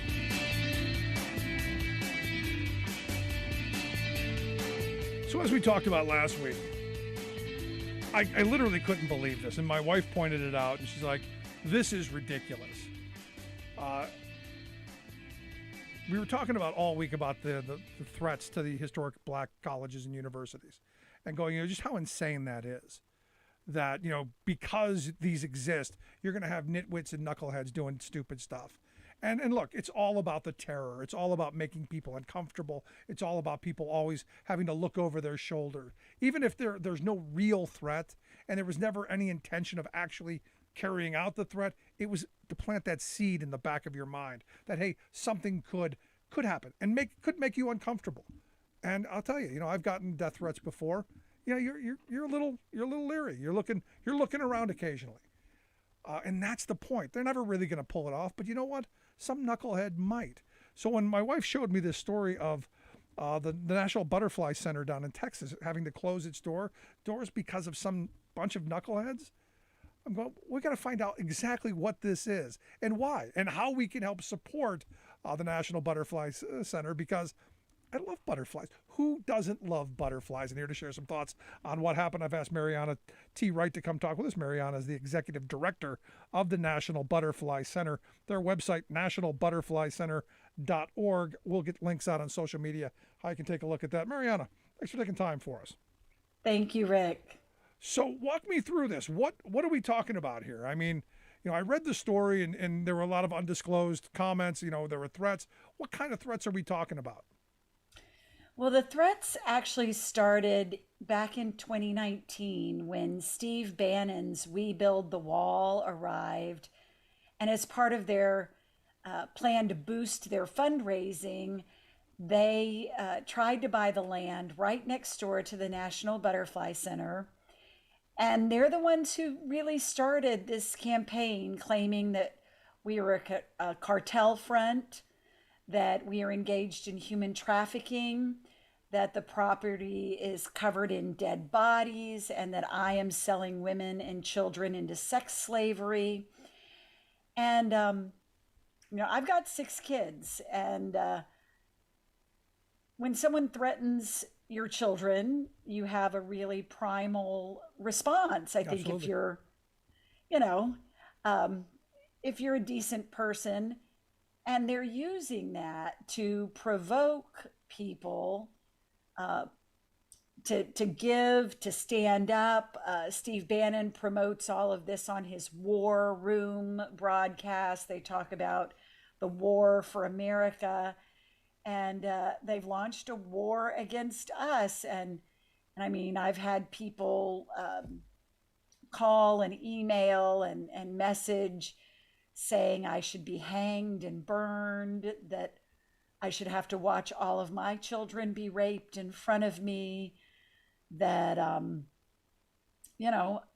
won't keep going in that vein, but a whole lot of awful stuff, including licensed peace officers in Texas have even, I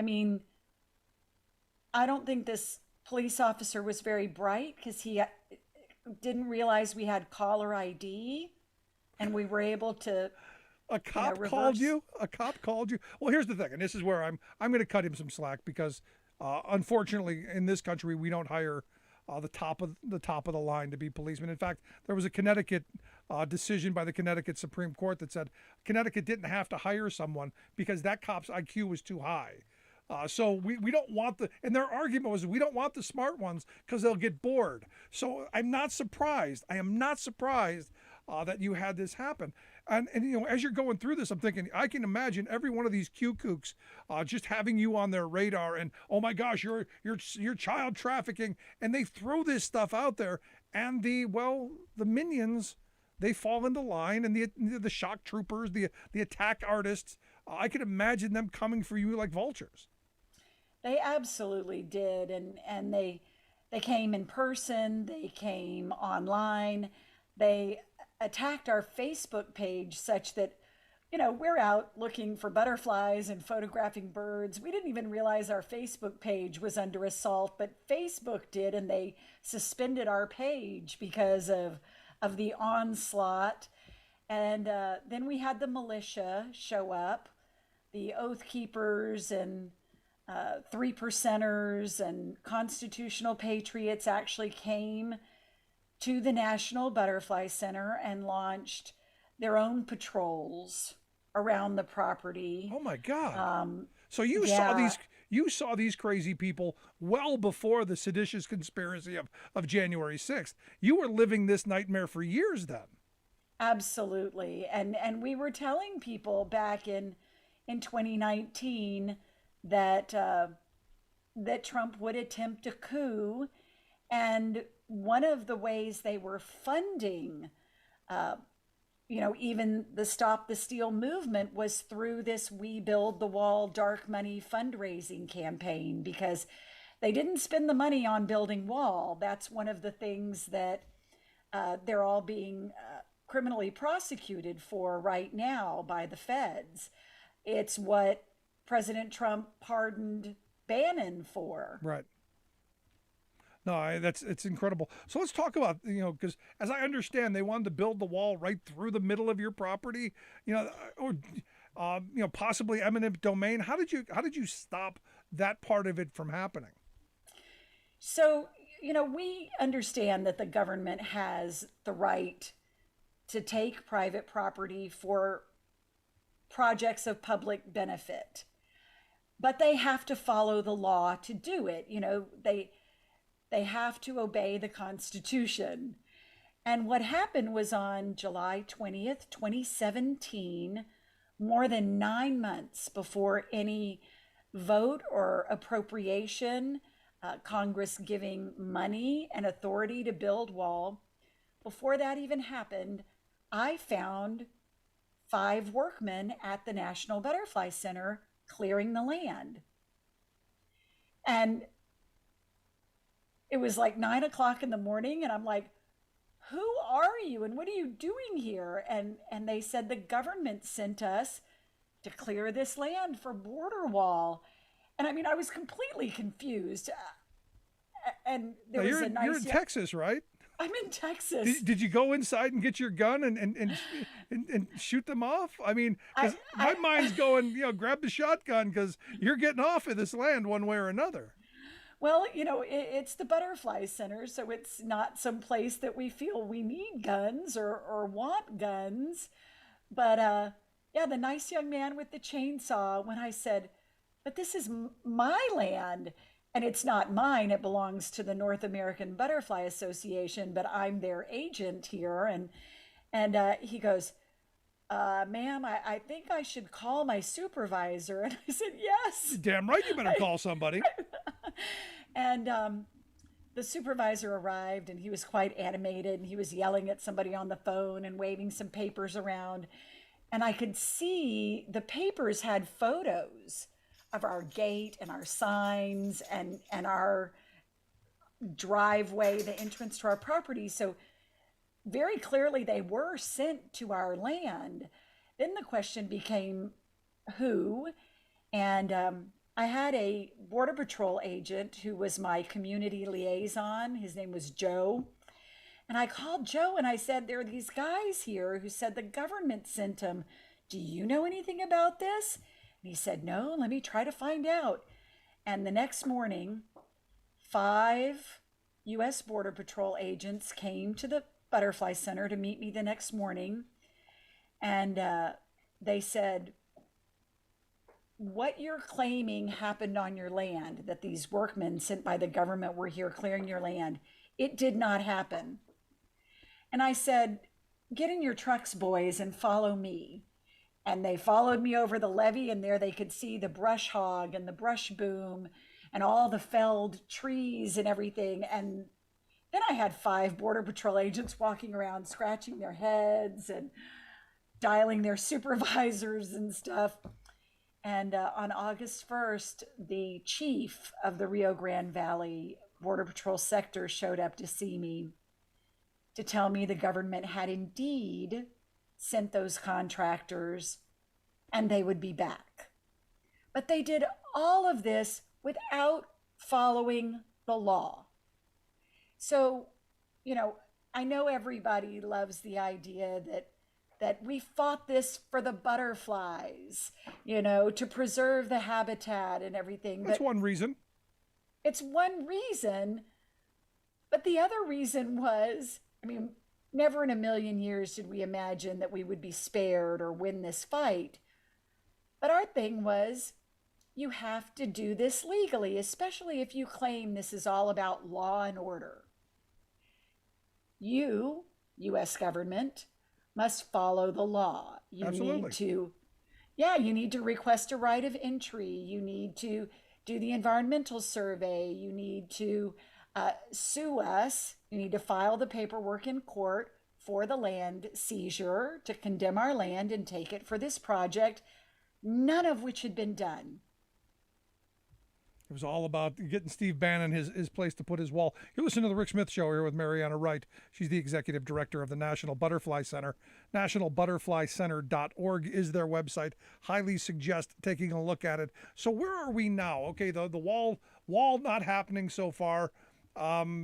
You would think, Biden in the White House, you would think, okay, Trump's gone. The feds are investigating Bannon and all the other charlatans who fleeced people for money to build said wall. You would think everything would be okay. Why are you closing? Well, because first I had a visit from this woman who is running for Congress in Virginia, and her Hold on. Virginia? Did you say Virginia? Yeah. Was she lost? I thought you were going to say loony, which, yes. Lost? No. Apparently, the new battle cry for the MAGA-verse at the midterms is every state is a border state. And so when I had my run-in with this congressional candidate, I didn't know what was happening. She and her friend, who claimed to be a Secret Service agent, came to the Butterfly Center, said they did not want to pay admission. They wanted us to open up the property for them, though, so they could go to the river and watch all the illegals crossing on rafts, coming across the Butterfly Center as part of our human trafficking organization. And I told her, get out, get out. You're not welcome here. We know what you're trying to do. This is not true. And that resulted in a physical altercation and her fleeing the property and aiming her car at my son. She nearly ran over my son. Yeah. So we had called 911 for the police.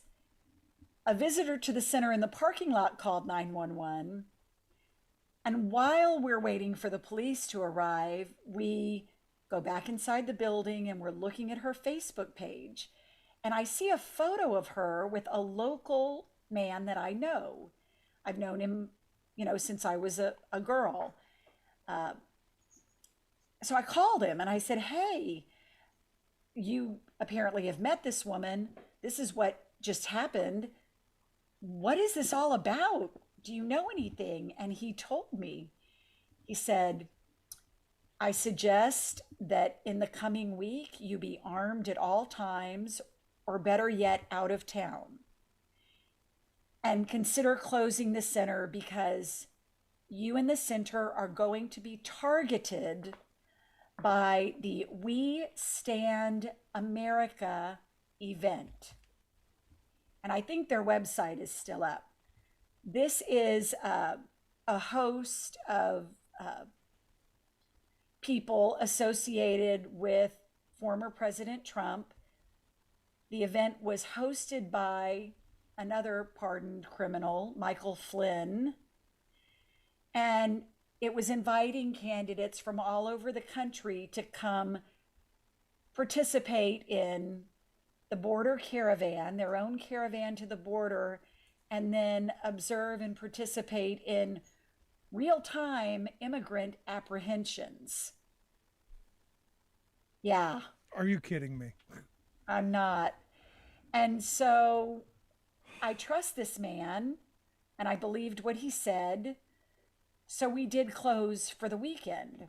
And while we were closed, these political operatives promoting this event and working with candidates for the midterms did come to the Butterfly Center. They did film multiple videos there, including a congressional candidate from South Carolina and somebody from Arizona and a bunch of others. And they all shared the same props. They're carrying a little bitty shoe and a bracelet like the kind you get when you go to the carnival and they, you pay your $20 or $40 for all you can ride and they give you a bracelet. So, and in one video, you can even hear somebody saying, hey, when you're done with that, I need those back. I need that bracelet back or whatever. Oh my and God. The videos are really horrible. One with Christy Hutcherson, who actually took the stage at the Stop the Steal rally. She, was part of that event, and she's the founder of Women Fighting for America. And they supposedly are promoting their biblical view of immigration. Oh, Jesus. And they made a video where they claim that children are raped and killed in Mexico and then have their organs harvested. And then that their little body cavities are packed with drugs and they're sewn up and the drugs move across the Butterfly Center. Wow. Or into the country at the Butterfly Center like that. These people are just flat out lunatics. So I got about 15 seconds left. How can I help? How can we help you? How can we help? Well, we need people to join us so we can afford to buy the things that we need to secure the property. And we need people to understand that all of this lunacy is how they intend to win elections and overturn our democracy. NationalButterflyCenter.org. We'll get links out on social media. Go to the site, donation, visit. We're going to have you come back again in the near future and talk about this. Marianna, I appreciate you taking time for us. Thank you, Rick. Bye-bye. Right back after this. You're listening to The Rick Smith Show. We're working people. Come to talk.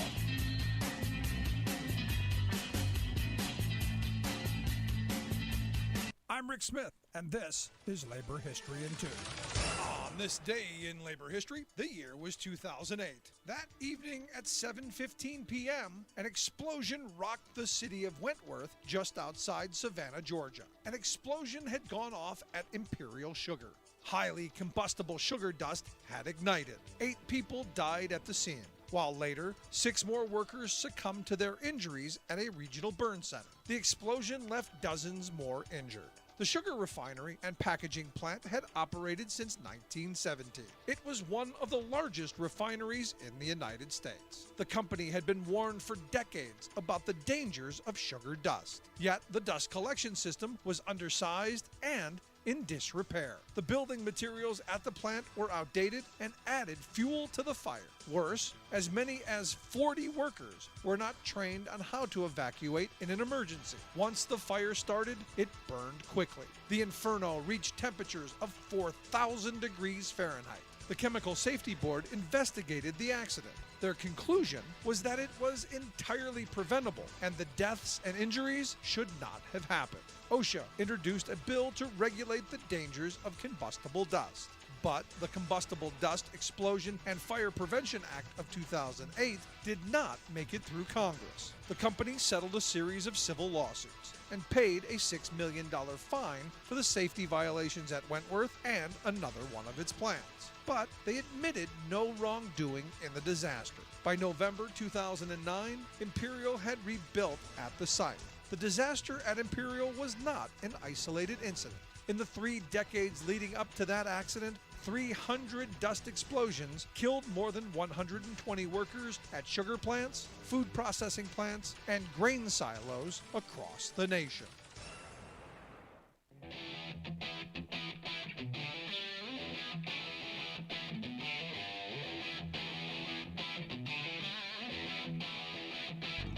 Welcome back to the Rick Smith Show. Now, here is Rick Smith.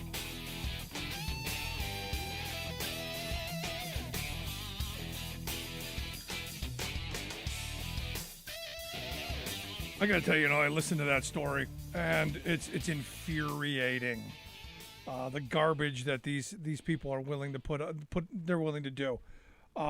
Such a nice woman, Marianna, Wright. Such a, and imagine your life's goal is just to watch butterflies, and all of a sudden you've got the Steve Bannon hit squad marching around your facilities.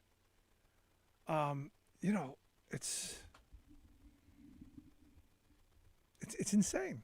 That's why I hope people will go to nationalbutterflycenter.org, donate. This is one of those things where I wish, and we're going to work on it. We got to find one of those liberal actresses or actors who, we're going to take on a cause, save the butterflies, but save the butterflies by making sure the crazy people don't shut down the Butterfly Center. Maybe that's what we need to do. Just insane. Anyway, here to share some thoughts on the top stories of the day as the House moves ahead on a short-term funding bill. I've asked our good friend Bob Ney to come talk with us. Bob's a former Ohio congressman, political analyst, and also wedding official. And here to share some thoughts, our good friend Bob. Bob, thanks for taking time for us. Thank you, Rick. You do realize this is the first time I've been called Reverend Ney. Okay? You got that. All righty. Well, we all have new things in our lives.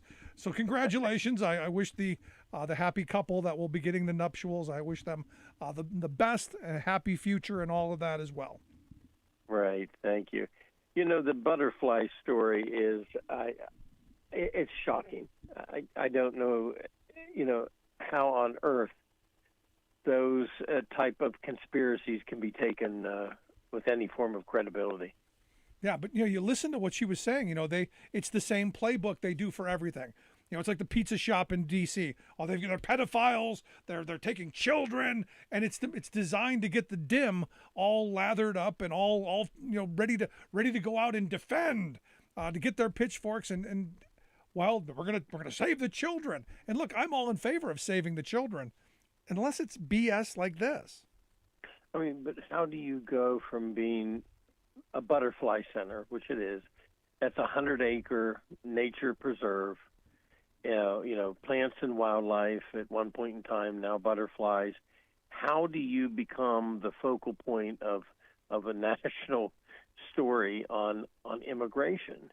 And, and it's been forced to close its doors, because of threats. Yeah. And like I said to her, I go, how come I didn't hear about this, 2 or 3 years ago when it first started? And she's like, I don't know, but we've been fighting this for a long time. It's only now resurfaced that now you've got congressional candidates, crazy right-wing, Fruit Loop Republican congressional candidates coming down there and using that as a backdrop for their Save the Border program, which again, it's the moneyed interest and the people who are behind this stuff. And this national kind of messaging that someone like Bannon, I believe, is behind. Yeah, this center, of course, they were going to, go with the wall right down the middle of it and destroy, what they do. And so, yes, as a result of that, they tried to stop it. They didn't it wasn't really, honestly, some philosophical, type of advocates were behind it, and there was something secret. It was simply the fact that it was going to destroy their mission. Yeah. And now and here's the weird thing too, and for them to turn on them at this point in time is just I don't know. I think it's one of the strangest stories I've seen. It's sad. No, and I didn't have time to really ask her. Facebook shut down their page because people were harassing and intimidating them and throwing all this hate that way. You go, wait a second, why would you shut down the butterfly page? Why wouldn't you shut down the page of the people who are doing this? I don't know. Right. I don't know. Let's get to the stories. First, short-term funding bill, I guess, has made it through the House. Right. This is, to me, it's not a big shock because this is an election bill, election year. It might be an election bill too, but it's an election year. And really nobody in particular, even as bad as it's been, at least, in the Senate side worse. But I don't think anybody wants to go up to the wire and get into who shuts what down. It would open it only through March 11th, and is what it would do. And right. So it's a stopgap measure. Sure, another continuing resolution because right. Evidently our cliff is on the 18th of February, and they're going to try not to run right up against it, which I'm kind of surprised because Republicans have in the past have wanted to do that. So I'm kind of encouraged that maybe not. Well, maybe not. And again, it's an election year again. They're going to try to eventually fund something through the fiscal year, which would be September 30th. And I think there'll probably be some success at this. Now there'll be wrangling and speeches and things of that nature. And but the Republicans really don't want to get into this too much because, look, it was the mantra of balancing the nation's budget, et cetera, and the Republicans have other things that they focus attention to because actually, honestly, Rick, if their base ever looks at the fact that they've kind of given up on that side of things, then they might get some more heat. I just don't think they want it in the election year, so they maybe won't pass something that goes all the way to the 30th. They'll take it up towards the pressure points, and then they'll continue to do it too. Eventually, they'll get past the election and then deal with it right afterwards. Yeah, that's what they'll do. Well, I hope so. We'll see how this, because we this kind of uncertainty in a moment where things are starting economically to turn around, and right. The worst thing that I think can happen is this kind of gamesmanship. Right. I wanted to get your thoughts on last week, the legitimate political discourse comment by the RNC, the censure of Kinzinger and Cheney. Is this? Do you see this potentially as a each side of the Republican Party ready to go at each other, especially given Chris Christie's statement this morning and Mike Pence's safe space speech in front of the Federalist Society last week? Right. I mean, if we look at this, and some people are out there saying that Chris Christie is right. What he's saying. Pence is obviously not going to be the one that Trump just continuously rolls the bus over. He gave his speech. Some people have dared, quote, to say something about the whole insurrection, but I think that when you look at what they have done with, in particular, Cheney, because she's still in office, but what they have done with her was something that inside D.C., Rick, they didn't want the RNC to do that. They did not want that to happen, a lot of the political people. But it did. And, it obviously it's not going to really make the difference. They took Liz Cheney off the fundraising list a long time ago, although she's raising money from a lot of individuals around the country who want to stand up for her. And so she's, raising money from them. But I think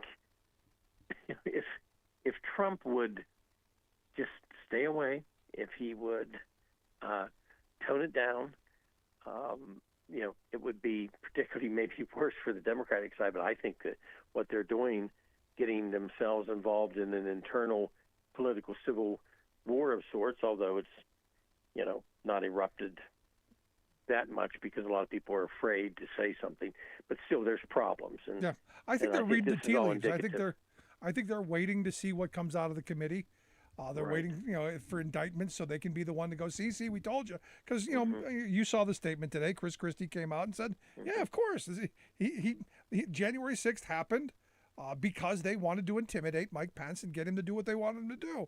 And the RNC in their statement, I got to get your thoughts on the legitimate political discourse statement, which, I got to tell you, the marching the Confederate flag through the Capitol, I don't see that as legitimate political discourse. Sorry, I'm not going there. How anyone, and especially members who served there, I served there for 11 years, how anyone can call that freedom of speech or political discourse or tourists or people just angry and expressing themselves. It was violence within the Capitol. It was the attempt to disrupt the system. If they could have gotten a hold of members, I don't even want to think what may have happened. There was so much wrong with that day, and for anybody to try to justify it is just, it blows my mind. It's beyond my imagination how you could do that. But are you surprised that the RNC has come out and taken that position? Because, look, I know the RNC doesn't have a soul. I know they don't have an agenda. In fact, they told us in 2020 that they don't have any agenda because they didn't put out a platform.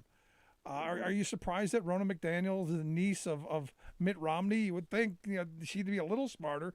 Are you surprised at the direction she's taken the RNC? Yes, I am. I don't know if they're just completely afraid of Trump or what, or if somebody has told them this is what you have to say. But I am surprised that they have went to this length of it. Yes, it still surprises me. Crazy stuff. You're listening to The Rick Smith Show. We're here with Bob Ney, former Ohio congressman, political analyst, and now official of weddings. And look, like I said, I hope it's California. I hope the happy couple a long and prosperous, union. Good for them.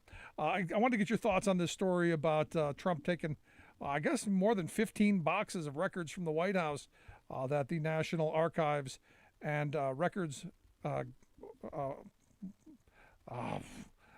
and Records Administration that they wanted back, and evidently there are more. Are we surprised that he's got all this stuff? Well, I think it's got to be seen, Rick, what they have. Because if this is just a matter of some bureaucratic, snag where somebody should have ordered X amount of boxes and the wrong boxes went to Mar-a-Lago, that's one thing. That could happen in the system. But I think we have to see what he has. And was there an intent that, somebody on purpose shifted those boxes there? I think that needs to be seen. Because some of the stories, there's much more. And then the latest stories coming out last week were, and again today, that it's even worse than we thought last week, is that, while he was in the White House, he was accustomed to ripping things up that they had to tape back together. And now they're saying there's probably a lot of stuff, that's gone forever, that was able to be torn up, destroyed, and slip through. And, isn't that a crime? Well, you're not supposed to undo documents. I know that. You can't falsify them. You can't destroy them. So I guess the question I've got, and I got two questions. Did he take the towels and the little soaps too? I don't know. And now are Hillary's emails a big deal? We might see the towels and soap appear on eBay. You never know. Yeah, as bad off as he's, when I hear as bad off as he's doing, we may be seeing some of that stuff on eBay. Although the book, he's got this coffee table book out on Amazon. Last time I checked, it was almost $150 for a picture book. He's made like $20 million off that in the last 2 months. Mm-hmm. And the question of the legality, look, the Presidential Records Act, very specifically, it doesn't say you can. It requires the preservation of memos, emails, faxes, written communications, relating to anything that's official duty of the president. Now, I can surely picture him, and I know you can too, getting angry and ripping something up. I can picture, and they have to tape this stuff back together. I think the ripping up was one thing. They at least taped it back together, and the archives got it. The problem with this is that, these were sent directly, to his personal keeping. And then, the other thing is that what about, they said gifts, letters from world leaders, and other correspondence. They included, by the way, correspondence with Kim Jong-un. The beautiful remember letters. when he talked about the love letters? Yeah, the beautiful letters. Okay. The beautiful letters and the love letters. So, again, as I said earlier, it's what is in the content of those boxes, that it's not just, this was sent. If it was letters to world leaders, gifts, etc., then I think there's a more nefarious deal going on here. Yeah, the question is who's going to step in to have the guts to say, wait a minute, we're going to legally look at this. Yeah, it's an excellent point. We will see how it plays out. But as always, Bob, I appreciate the time. Good luck in California. I wish you the best. I look forward to having you back again. Okay. Thank you, Rick. Our good friend, former Ohio Congressman, political analyst Bob Ney. We'll see. I hope someone does have the guts to do it. And look, the Republican Party they're changing. The Republican Party is, we'll see where it's going to end up. If they do implode, if they do eat each other, it will be interesting to see where it lands. And one of those places could be like the guy who's running for governor out in Oregon. His name is Stan Pulliam. Remember the poll part? Evidently, Mr. Pulliam, he and his wife, he has admitted that they had entered, into some exploratory relationships, mutual relationships with other couples for a brief period of time, ultimately deciding really wasn't for them. But he just wanted to get that off his chest, get it out of the way early, wanted to make sure that everyone knew.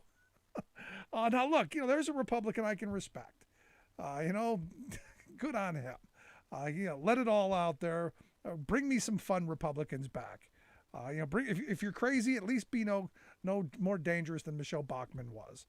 Also, finally, the Republican in I can't get to it. We've got 5 seconds left. If you missed any of today's program, download the podcast at thericksmithshow.com. I got so much to get to. We'll have it tomorrow. If you missed any of today's program, thericksmithshow.com. That's where you go to get the podcast. The Rick Smith Show app on the smartphone. Take the program on the go wherever you go. And as always, you can email me, Rick, at thericksmithshow.com. Make sure you follow us on Twitter at Rick Smith Show, Facebook, YouTube, like, subscribe, share, all of that stuff. Thanks for being here. We'll see you back here next time.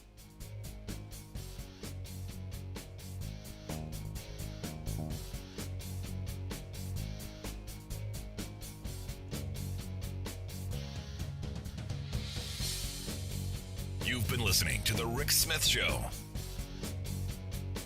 Email Rick at rick@thericksmithshow.com.